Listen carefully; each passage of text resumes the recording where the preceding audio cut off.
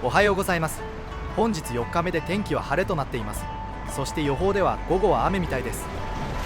昨夜は三島駅近くの道民院三島に宿泊することができました。そして本日ですが、ここ三島宿からスタートし、沼津宿、原宿、吉原宿、蒲原宿の予定となります。三島宿は現在の静岡県三島市に位置し、日本橋から約112キロ離れた11番目の宿場町となります。三島当社の門前町として映えたこの宿場は、箱根越えを無事に終えた旅人たちが山祝いと称して散在したことから大変なにぎわいを見せたと言われています。昨日も立ち寄ったのですが、記録媒体が壊れて録画が消えてしまいました。せめて三島大社の映像だけでも映してから先に進みたいと思います。三島当社は奈良平安時代の文献にも登場する歴史ある神社で、三島という地名の由来にもなったと伝えられています。特に有名なのが伊豆に流された源頼朝が源氏再興を祈願した神社としての逸話です。その後頼朝は旗揚げに成功し、以降この神社は多くの武将たちから厚く信仰されるようになりました。三島宿には1カ所の問屋場が設けられていました。難所として知られる箱根八里を超える荷物や人の往来を支えるため業務は非常に多忙で、馬や人足が常に不足していたといいます。そのため宿役人たちは日々奔走していたそうです。三島宿には2軒の本陣と3軒の脇本陣があったとされています。本町交差点を渡ってすぐの進行方向右側に1軒目の瀬古本陣跡の石碑が建てられています。そして同じ交差点の横断歩道を反対側に渡った同じ位置に2軒目の樋口本陣があります。三島宿の本陣は宿場のほぼ中央に位置し、道を挟んだ両側に2軒の本陣が向かい合って建てられていたようです。両本陣はお互いに株分け規定を取り交わし、諸大名などの常連客を公平に分け合って営業していたとのことです。それにしても今日は天気が良くて嬉しいです。雨続きでしたので。本陣跡から数分進んでくると小さな橋があります。この橋は源平白旗橋となります。橋の下にはとても綺麗な川が流れています。三島は富士山の伏流水があちらこちらで湧き出ているそうです。この橋の下を流れる源兵衛川の源流は楽寿園の小浜池にあります。そしてその小浜池は富士山からの水が湧き出してできた池となります。そして源平白旗橋の横には三島でも有名なうなぎ屋の桜屋さんがあります。営業時間中ですと、ここ一帯はうなぎの匂いに包まれて食に誘われてしまうのでしょう。三島がうなぎで有名な理由の一つに水質の良さがあります。三島はうなぎの産地ではありません。産地ではないのに美味しいとされている理由には、富士山の伏流水や湧き水が豊富な地域で清らかな水が常に得られる環境にあります。この水を使ってうなぎを数日間生かしてさらすことで、生臭さや泥臭さを消して余分な脂肪分だけ燃焼させることができるそうです。このような手間をかけているから美味しいうなぎをいただくことができるのですね。そしてこの川の横には時の鐘があります。三石神社の境内にあり、江戸時代から町の人々に時を告げてきました。この鐘は第二次世界大戦時に供出されて、現在の時の鐘は1950年昭和25年に市民の有志によって作られたものだそうです。川のすぐそばまで降りることができる階段があります。階段を降りて流れている川の水を近くで見ると、とても澄んでいて綺麗なのが分かります。三石神社の横を細い道が通っています。この三井神社の裏には伊豆箱根鉄道の線路下にレンガに囲まれた可愛らしい祠があります。そしてこの源兵衛川はここから先の川沿いに遊歩道が整備されていて歩くことができます。三石神社の裏手から約1キロの区間ではまるで川の上を歩くような感覚で散策が楽しめるようです。特に夏場は涼しく、地元の人々にも人気のスポットとなっているようです。行きたかったのですが、次の宿場に進まなければならないので諦めました。さて、時の鐘から30分ほど進んだところに一里塚がありました。伏見一里塚です。日本橋から数えて29里目にあたります。一里塚は法知寺と道を挟んで向かいにある玉清寺のそれぞれの敷地内に残されており、一里塚はこの2つで一対をなしています。法知寺側の一里塚は長年の風雨によって原型が損なわれていましたが、1985年昭和60年に改修が行われました。この旧東海道を歩いていて、両側にこのような形で塚が存在しているのは珍しいです。ほとんどは一里塚跡のように解説板や目印程度のものが建てられている程度だったりしますので。そしてこの一里塚の近くには名水百選にも選ばれている柿田川湧き水群があります。沼津藩領東方寺、この柱は沼津藩の東側の領域を示す境界標識として1778年安永7年2月に設置されました。沼津藩主水野忠友によって建立されたものです。柱には西と刻まれており、これより西が沼津藩領であるということを意味しています。方寺とは支配関係者が杭または石などによって領域や領殿の表示としたものを意味すると考えられ、境界の印に立てた杭を方寺杭と呼んでいます。沼津藩領東方寺から20分ほど歩いてくると進行方向右側に空き地のようなものが見えてきました。ここは沼津比叡一里塚となります。沼津市内にあるこの一里塚は日本橋から数えて30里目にあたります。現在は公園として整備されているみたいです。そしてゴミの集積所にもなっているようです。場所的にも都合が良いのでしょうか。まだ回収時間前だったのか、段ボールなどが積み重なっています。そしてこの辺りに出戸川の見つけがあったそうです。これより沼津宿となります。沼津宿は現在の静岡県沼津市に位置し、日本橋から約118キロ離れた12番目の宿場町となります。今いる場所は沼津比叡一里塚から近くの狩野川沿いの堤防に立っています。この場所は歌川広重の東海道53次の沼津黄昏と似たような風景となります。似たようなです。当時とは地形も違うので同じ場所を探すのは難しそうです。かつてこの地には武田氏の拠点の一つ三枚橋城が築かれ、城下町として大いに栄えていました。東海道が整備された当初は三枚橋宿と呼ばれていたのです。沼津城跡、三枚橋城跡です。現在は中央公園内に本丸跡の石碑が建てられており、公園の南東には石垣の遺構が残されています。沼津には戦国時代の三枚橋城と江戸時代に再建された沼津城という2つの時代にまたがる城がありました。1579年天正7年武田勝頼によって三枚橋城が築かれます。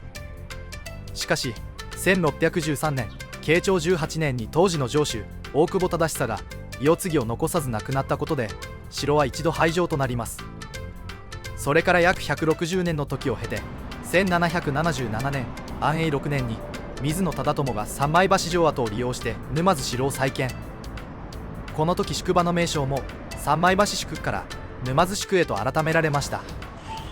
さらに1872年明治5年には沼津城の建物が競売にかけられ解体されることとなります。中央公園から三々通りを進むと沼津東急ホテル前に石垣の一部が復元されています。これはアゴラ沼津の地下から発見された三枚橋城の本丸入り口付近の石垣の一部を復元されたものとのことです。これは気づかずに通り過ごしてしまいそうです。そしてここからは沼津宿のメイン通りになるかと思います。次の信号までの300メートルほどの長さです。そして当時を気づかせてくれるものとしては本陣跡と脇本陣跡も石碑のみとなります。沼津宿には本陣が3軒、脇本陣が1軒設けられていたようです。本陣跡の通りから1個目の信号を右に曲がり少し進むと見附となります。ここに解説板があります。出口町見附街とのことです。宿場の上方側の出入り口となります。沼津宿はここまでとなります。この道をまっすぐ進み次の原宿に向かうのもありなのですが、少しだけ遠回りします。千本松原で海を見ながら進みたいと思います。そして千本松原の直前に首塚があります。ここは明治33年1900年暴風雨で倒れた松の大木の下から多数の頭蓋骨が発見されました。その後昭和29年1954年に行われた調査により、これらは1580年天正8年に起きた千本浜の河川に関係するものであることが判明しました。頭蓋骨には深い刀傷が残されており、戦いの激しさがうかがえたそうです。中でも10代後半の若者のものと思われる頭骨が多かったことが特に注目されています。首塚から松林を抜けるとすぐに千本松原の海に出ます。現代では駿河湾の海岸線を遊歩道が整備されています。狩野川河口から田子の浦にかけて広がる千本松原は松の常緑と白雪をいただいた富士山そして駿河湾の彼方に沈む夕日といった美しい自然で知られ、白砂青松百選にも選ばれた景勝地となります。戦国時代には武田氏と五北条氏の戦いで切り払われましたが、名僧贈与上人が5年の歳月をかけて植え直したと伝えられています。少しばかりこの景色を眺めながら休憩です。さすがにこの場所で休憩しないのはもったいなさすぎると感じました。先ほどの沼津宿のところのコンビニでおにぎりを購入してたので、ここで昼食です。やはりこの景色の中で食べるおにぎりは最高です。この日は雲で富士山は隠れてしまっていたのが残念ですが、波音が心地よく穏やかに癒されながら海岸線を歩くことができました。そして潮風、波音、磯の匂いと海を全身で感じながら歩いたこのわずかな時間がとても贅沢に感じました。この映像の左側には蒲原宿や由比宿、そして去った峠も映っているのでしょうかね。それにしても本当に眺めのいいところです。贅沢な時間もすぐに終わり、千本松原の海岸線から旧東海道に戻ります。三島から沼津に入るところでもありました法事が西側のこちらにもありました。沼津藩領西法事です。この柱は沼津藩の西の境界を示すために建てられたものです。柱には東と刻まれており、ここより東が沼津藩の領域であることを意味しています。1777年安永6年に沼津藩主となった水野忠友によって、翌年の1778年安永7年2月に建立されました。片浜駅前を通過します。この先の踏切を渡ったあたりに見附があります。もうすぐで原宿となります。東海道本線の踏切を渡り少し進んだところに見附があります。探しにくいのですが石碑が立っています。江戸川の東軌道見附で原宿の出入り口となります。実際にはもう少し沼津寄りに位置していたと言われています。原宿の東西の距離は当時で約 2.2 キロありましたが、現在では見附跡とされる場所の間は約 1.4 キロほどとなっています。原宿は現在の静岡県沼津市に位置し、日本橋から約124キロ離れた13番目の宿場町となります。本陣は1軒、脇本陣も1軒が設けられていました。原宿の場所はもともとは現在よりも海岸寄りに位置していました。高波の被害や東海道の整備に伴い、1609年慶長14年に現在の場所へと移されました。原宿は規模の小さな宿場でしたが、北側に広がる浮島ヶ原越しに望む富士山の姿が美しく、歌川広重をはじめ多くの絵師たちに描かれた景勝地としても知られています。旧東海道を左に曲がり、正面奥に見えるのは松陰寺となります。松陰寺は臨済宗の古刹で創建から約700年の歴史を持つ寺院です。江戸時代には白隠禅師が住職を務めていたことでも知られています。現在は白隠宗として伝えられています。白隠禅師は駿河には過ぎたるものが2つあり、富士のお山に原の白隠と読まれるほどの高僧で、1717年享保2年に松陰寺の住職となり、翌年には京都妙心寺で第一座修行僧の筆頭に就かれました。松陰寺からすぐのところに白隠禅師産湯の井戸があります。江戸時代の高僧白隠禅師の出生地に残る井戸となります。禅師はこの井戸の水で産湯を使い、また早朝に水ごりを行っていたと伝えられています。水ごりとは冷水を浴びて身を清める修行の一種で、神仏への祈願の際に行われました。原宿には1カ所の問屋場が設けられていました。陣馬の手配や天馬役を担う宿場の中心的な施設です。酒造は江戸末期創業の酒造で、白隠正宗という銘柄で知られています。この名は明治17年1884年山岡鉄舟によって名付けられました。白隠禅師は朝廷から正宗国司の号を賜りましたが、その知らせを携え松陰寺を訪れた山岡鉄舟が寺で振る舞われた酒のうまさに感銘を受け、白隠正宗と名付けたと伝えられています。正宗は清酒の代名詞としても使われています。京川の出入り口にあたる錦戸はこの辺りにあったとされています。実際にはもう少し京型に位置していたとも言われています。原宿の道はまっすぐな道が続いています。ずっと先が見えているところを歩くのも辛いものです。進んでいないような感覚になってしまいます。原一里塚跡で日本橋から数えて32里目の一里塚です。前方にカントリーサインが見えてきました。富士市のカントリーサインです。沼津市から富士市に入ります。愛の宿柏原本陣跡で原宿と吉原宿の中間に位置した愛の宿で柏屋は茶屋本陣として旅人を迎えていました。沼田神殿の一里塚で日本橋から33里目の一里塚です。奥の草むらの中に石碑があります。沼田神殿の一里塚から30分程度進んだ先にお寺があります。このお寺は妙法寺富士毘沙門天と言います。この周辺は江戸時代から製紙業が盛んで、製紙の副産物である紙の端材を利用しただるま作りも行われてきました。妙法寺では旧正月に3日間毘沙門天大祭が開催されます。この時に開かれるだるま市は群馬の高崎および東京の深大寺と並び日本三大だるま市の一つに数えられています。2024年の開催ではおよそ20万人が訪れたそうです。妙法寺から歩いて数分の近くに JR 吉原駅があります。旧東海道は駅の手前で右折し踏切を横断します。吉原宿はかつてここ JR 吉原駅付近に宿場がありました。1639年寛永16年と1680年延保8年の校長により壊滅的な被害を受けました。そのため宿場は2度の移転を繰り返して現在の吉原本町へと移りました。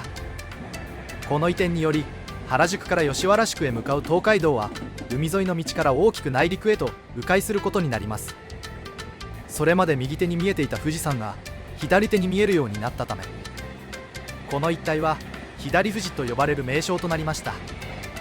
最後の移転先の吉原宿の東木戸は吉原本町駅の近くとなります。木戸とは宿場の出入り口となります。吉原宿は現在の静岡県富士市に位置し、日本橋から約136キロ離れた14番目の宿場町となります。沼川に架かる河合橋を渡ると工場地帯を抜けるような風景となります。江戸時代はこの辺り一帯は立派な松並木が整備されていたそうです。旧東海道のルートを書いた案内があります。国道1号線と東海道新幹線の高架下を抜けたところにも旧東海道のルート案内が描かれた案内があります。 JR 吉原駅近くから吉原宿の出口となる錦戸跡まではこのような案内が立てられているので道に迷うことは少なくなりそうです。そして前方には神社らしき空間が見えてきました。案内が入り口に立っています。左富士神社とのことです。公園にもなっており一里塚でもあるようです。ここは依田橋村一里塚跡で日本橋から34里目の一里塚跡となります。左富士神社の敷地内に石碑が立っており遊具の備わった公園にもなっています。石碑の建てられているエリアは白い石で敷き詰められて神社と公園から分離しているように飾られてます。この神社はもともと悪王寺神社でしたが明治になってから左富士神社に改名したそうです。そしてここは名称左富士となります。通常東海道を江戸から京へ向かう旅では富士山は常に右手に見えるのが普通ですが、ここ吉原宿周辺では道が南にカーブするため富士山を左手に望むことができます。今は工場が建っていますが晴れていたら富士が見えたのでしょうか。このように左富士が見られる場所は旧東海道ではここ吉原と茅ヶ崎の南後の2カ所のみとされています。晴れた日はこの場所も手前の信号を渡る前の位置から見るのが角度的にも良さそうです。突然ポツンと現れたのは旅人や馬の無事を祈って建立された馬頭観音の石碑となります。東海道を往来する人々等の安全を静かに見守っています。交通量も多い道なので正面側を見る際には車等にご注意ください。橋の真ん中に立っています平家越橋となります。前方は雲で覆われています。晴れている日にはこの目の前には雄大な富士山が見えるみたいです。平家越橋から少し進んだところに案内があります。こちらは江戸川の出入り口にあたる東木戸跡となります。吉原宿の玄関口として機能していました。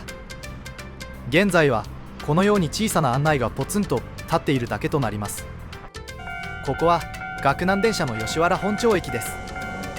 岳南電車は JR 東海道線の吉原駅から岳南瀬能駅とを結ぶ全長 9.2km の路線を走っています。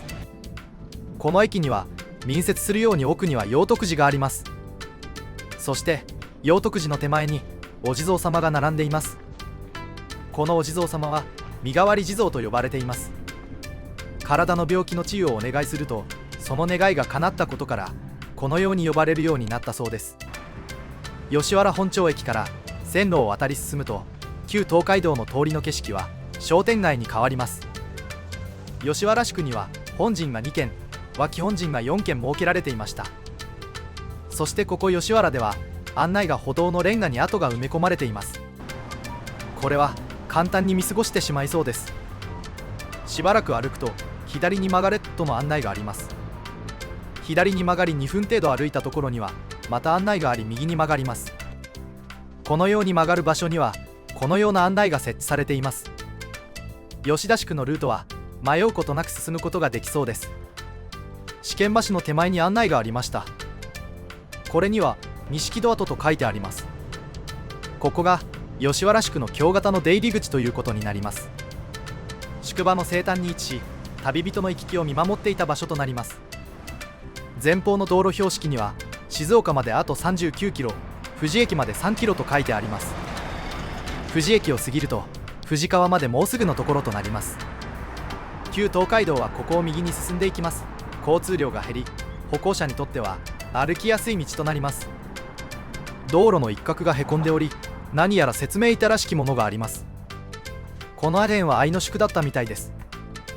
吉原宿と神原宿の間の愛の宿で休憩用の茶屋が軒を連ねていたとのことです。名物は白酒、ネギ雑炊、そして肥後ずいきなどがあったそうです。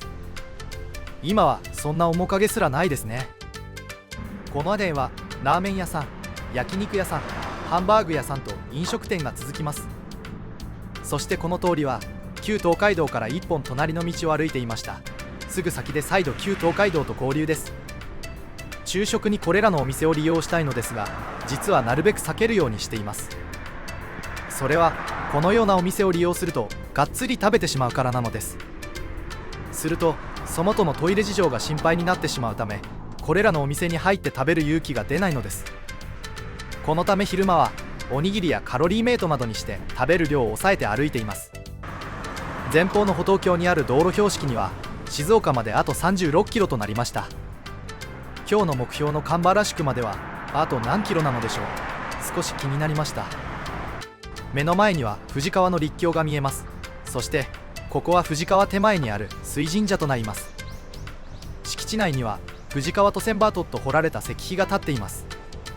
江戸時代富士川は橋がかかっておらず旅人は渡船を使って川を渡っていました。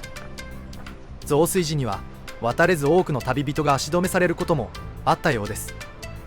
定期的に運航された渡船は6艘、高瀬船は18艘が稼働しており通行が多い時には寄せ船や助郷船も調圧されたといいます。水神社を出るとすぐ目の前に富士川橋があります。橋には進行方向右側に歩道用のスペースがありここを歩きます。自転車の場合はすれ違うことは難しい道幅です。当時の富士川の川幅はおよそ260軒、約472メートル、通常の流れは50軒約90メートルと20軒約36メートルの2筋に分かれていたと伝えられています。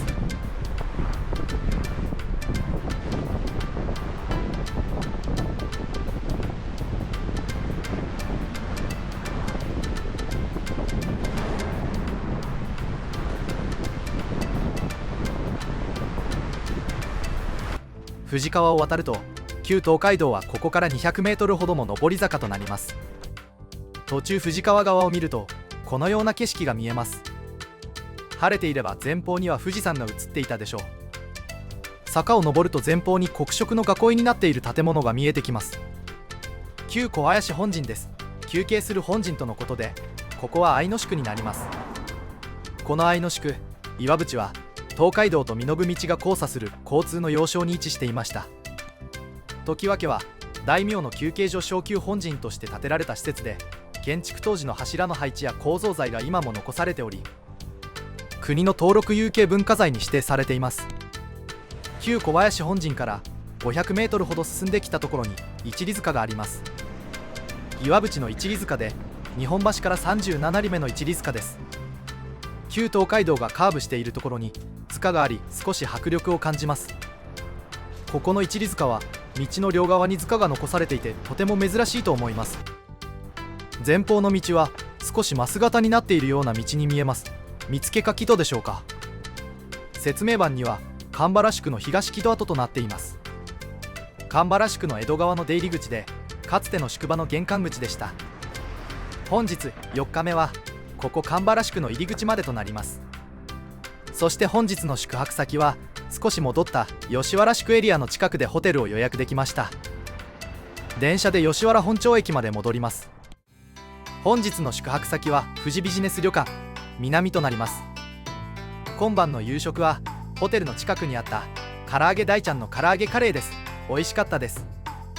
お風呂はここのホテルには同浴場があったので、足を伸ばしてゆっくり入ることができました。本日もここまでご視聴いただきありがとうございます。